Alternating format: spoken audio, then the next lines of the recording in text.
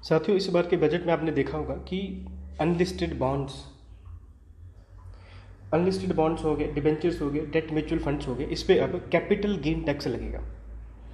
और long term capital gain tax जो है फाइनेंशियल और नॉन फाइनेंशियल गेन्स के लिए ये 12.5% अब होने वाला है।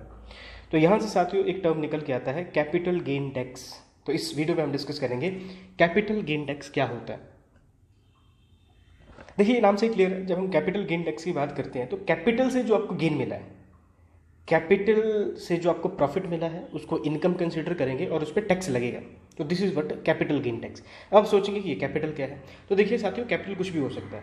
ये लैंड हो सकता है, बिल्डिंग हो सकता है, व्हीकल्स हो सकते हैं, पेटेंट हो सकते हैं, ट्रेडमार्क हो सकता है, मशीनरी हो सकता है, ठीक है, प्रेफरेंस शेयर हो सकता है, इक्विटी बेस्ड म्यूचुअल फंड हो सकता है, जीरो कूपन बॉन्ड हो सकता है। ये सभी चीज़ें जो है कि कैपिटल के एग्जांपल्स हैं। जब भी आप इनको बेचोगे, इस पे जो आपको प्रॉफिट होगा उस पे जो टैक्स लगेगा उसको हम क्या कहेंगे, कैपिटल गेन टैक्स। तो डिपेंडिंग अपॉन कि ये शॉर्ट टर्म है, लॉन्ग टर्म है, इस पर अलग अलग टैक्स जो है पे इम्पोज करा जाएगा। ठीक है, टैक्स रेट वगैरह कितना, ये इतना हमारे लिए जरूरी नहीं है, पर टाइम के बेसिस पे ये जो टैक्स है इसका जो रेट है ये डिफरेंट होगा। अब अगर आपसे कोई पूछे कि ये जो कैपिटल गेन टैक्स है, क्या ये सिर्फ इंडिविजुअल को देना पड़ता है कि बिजनेसेस को भी देना पड़ सकता है? तो देखो, कैपिटल जो है वो तो इंडिविजुअल के पास भी होता है और बिजनेसेस के पास भी होती है। तो इसका मतलब हुआ कि ये दोनों को ही टैक्सेस पे करना पड़ सकता है। तो फिर ये शॉर्ट टर्म और लॉन्ग टर्म क्या है जिसके बेसिस पे हम यहाँ पे डिफरेंस क्रिएट करते हैं? तो देखिए, जब हम बात करते हैं शॉर्ट टर्म की, तो जब हम बात करते हैं एक मूवेबल प्रॉपर्टी की, मूवेबल क्या हुआ, जैसे व्हीकल, उसको मूव किया जा सकता है एक जगह से दूसरी जगह पे।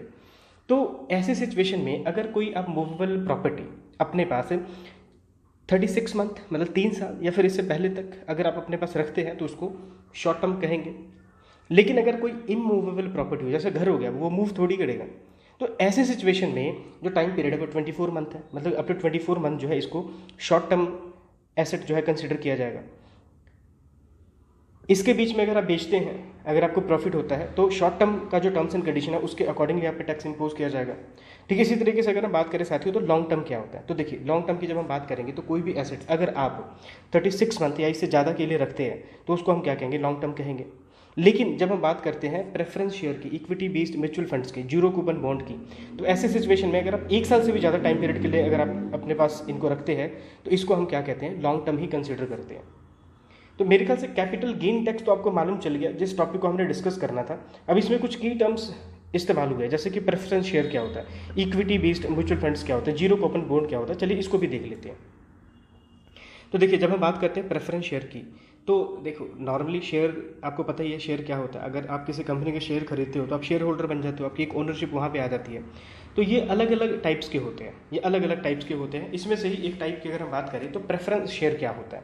तो बेसिकली आप इनके फीचर्स को देखते हैं, इसके कैरेक्टर्स को देखते हैं, वहाँ से आपको पता चलता है कि ये कॉमन जो शेयर होता है इससे कैसे डिफरेंट है। तो देखिए, सबसे पहले ये जो प्रेफरेंस शेयर होता है ये आपको ज़्यादा अर्निंग प्रोवाइड करता है as compare to common share.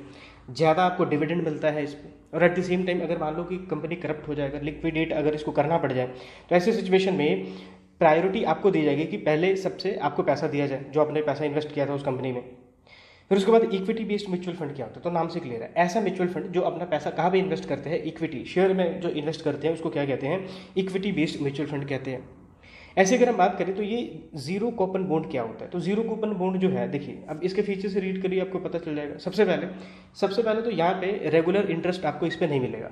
ये एक ऐसा बॉन्ड है जिस पे रेगुलर इंटरेस्ट नहीं मिलेगा, और इसको इशू किया जाता है at discount to its face value.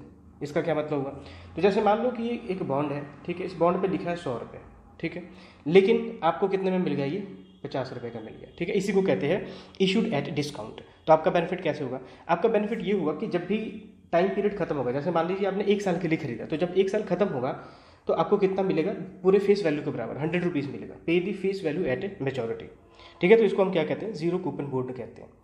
तो इस टॉपिक में इतना ही साथियों, thank you for watching, keep learning, keep growing, जय हिंद।